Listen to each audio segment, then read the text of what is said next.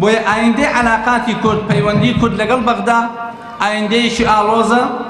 خوازیارم هێزە سیاسیەکان ئەوانەی ئەبنە نوێنەر لە بەغدا هەر لایەنێک هەن، لە ئەو پەڕی چەپ بۆ ئەو پەڕی ڕاست، لە ئەو پەڕی عەلمانی بۆ ئەم پەڕی ئیسلامی. کۆمەڵێک خەم هەیە، ئەم خەمانە لە ئەستۆ بگرن. خەمی خاک، خەمی دارایی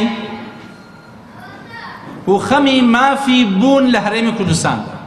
بە تایبەتی مەسەلەی دارایی کە من خۆم بۆ خۆم قەناعەتم وایە ئەساسی ژیان بریتیە لە دارایی. خەڵکی هەرێمی کوردستان و بگرە لە 2015ەوە لە پێش 2015 بە تایبەتی لە 2013 بەدواوە خەڵکی هەرێمی کوردستان بەهۆی بڕیاری ناحەکیمانەی ئەم دوو هێزە سیاسیەوە لە قات و قڕیان. ساڵێ بوو جەمانە بڕێ، ساڵی حەسارمانە خەنە سەر، ساڵی نایەڵ مەعمەلەکان ئیشپا، ساڵی گومرگ دائانێن، هەر ساڵی عێراق تووشی کێشەیەکمانەکە. هەموویشی بەهۆی بڕیاری ناتەندروستی هەندێک هێزی سیاسیە، هەندێک کەسایەتی ناو هێزی سیاسی.